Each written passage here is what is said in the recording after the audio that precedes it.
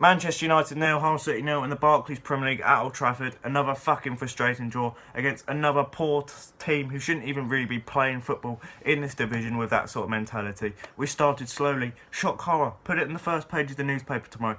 No, don't, because it's happened far too often. Wake up, United. You know, you'd think with the wage they're on, they'd be coming out the blocks as soon as possible. If players are played per performance, depending on how well they play, it depends on how much they get. They would play so much better because, let's face it, so many players play for the money. If they were getting £10 per game, I bet you bottom dollar some of them wouldn't turn up. Just like some of them don't turn up at the moment. I mean, we had some great chances, but we couldn't put it in the back of the net. We had chance after chance. We had some missed, some saved by bloody Neuer in goal. I'm sick and tired of players like Jakupovic, Hugh Grant, and Tom Heaton, who were shockingly poor against other teams like Fulham, conceding 4 goals. Hull conceded the other day to Fulham. And then coming up against a team like Manchester United and having the game of their life, the game they have for the next year. He probably won't have another good game until he next comes to Old Trafford. I mean, as I said, I'm sick and tired of playing against teams who we should be beating comfortably 3-0, like Stoke, Burnley, West Ham. They come to mind straight away now today. It's because we can't finish chances. I mean, I see some people say the players' fault, Mourinho's fault because of the selection, and then I see some people saying the ref's fault. We don't blame the ref today. He made some couple of horrendous decisions. He didn't make the game flow like I would have liked it to have done, especially in the latter stages of the game. He just got it all wrong. Some penalty shouts. He should have sent one of their players off. But I'm not going to complain about the ref too much because it's all down to, I think, Mourinho's team selection, Mourinho's substitutions, and how the players played. That we drew 0-0 with Hull today. It's not because of how the referee made some shit decisions, because we've had some shit decisions this season. You just got to learn to keep on going. It's been a factor which has affected us so often this season, but that wasn't the reason why we drew. What wasn't just the only reason why we drew, and we can't just keep putting it to the back of our minds and saying it was the ref's fault for all these games, because the ref doesn't mean that you're not in top 4 at the end of the season. But how boring are Hull City?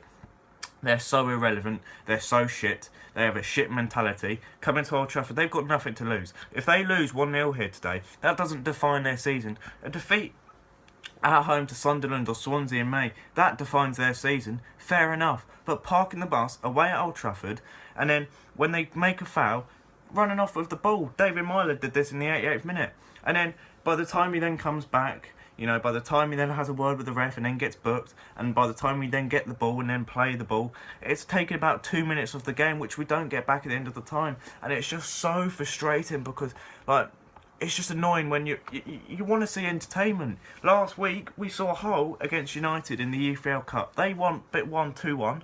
Yeah, and we obviously won at the tie. That was entertaining football. I enjoyed watching the game. Okay, yes, we lost, and at the end I was a bit disappointed, but it was entertaining to watch a team come at United and United come at them. Today it was boring, and it hurt so much knowing that Arsenal lost yesterday, Liverpool drew, Spurs drew, Chelsea drew. 5 teams out of the teams above us, 4 of them dropped points. The whole of the top 4 dropped points this week.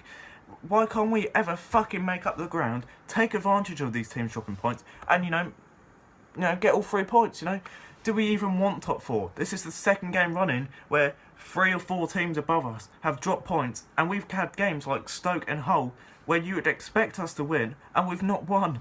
And it's like, we should be beating Hull, and, you're thinking Stoke away, Hull at home, 6 points out of 6, but we got 2, and that's not good enough. As I said, Arsenal, they lost against Watford at home yesterday. There's 3 points to game on Arsenal. We've gained 1. Liverpool lost and drew their last 2 games. We could have gained 5 points on Liverpool. We gained 1. City drew 2 against Tottenham in the last match day. We could have gained a couple points on them. Spurs have drawn their last 2 games. 4 points to be gained on Spurs, who are in second place. If we gained them 4 points, which we've gained none of, we're 1 point behind second place at the moment. But, yes, again, we make it so hard for ourselves, and we don't want top 4. We bottle it, and we gain no points on Spurs. And, as I said, we've got all these opportunities. Teams are playing each other. Last game, City played Tottenham, and then the other day, Chelsea played Liverpool. Teams are playing each other and drawing against each other. Both teams are dropping points. As I said, the whole of the top 4 dropped points this week. We've got Hull at home. You're expecting us to get the 3 points. We haven't. Pogba was awful, diabolical, shameful. Another new haircut. Let me tell you, it looks shit. I don't want his haircuts to have a little yellow P on the side of his head. I don't want an emoji. I don't want him to have white head like an albino. I want him to have a normal haircut, because let's face it, I prefer it when he's got his normal haircut. I want him to be justifying his price tag on the pitch rather than just being in the change room with Jesse Lingard doing another celebration. Work on your celebration, like Rio Ferdinand said, when you're winning stuff, and do it when you score a goal, not in the change rooms. Can he not be subbed either? You know, he's had a poor game, and yeah, he's got lots of criticism. Some I don't think he's deserved, but when he played poorly, take him off. He brings on Mata and Rooney. They're both so similar in terms of players, but he brings them two off. Why are you not bringing on Martial? He was superb against Wigan the other day. He got 2 assists. He was a constant threat. Why is he not playing? What does he have to do to play? That was a joke. And I'm generally depressed from this game. I mean, I'm not even joking. That's the thing. It's ruined my evening. It's ruined today. It will ruin my weekend. And it will ruin me all the way up to Leicester.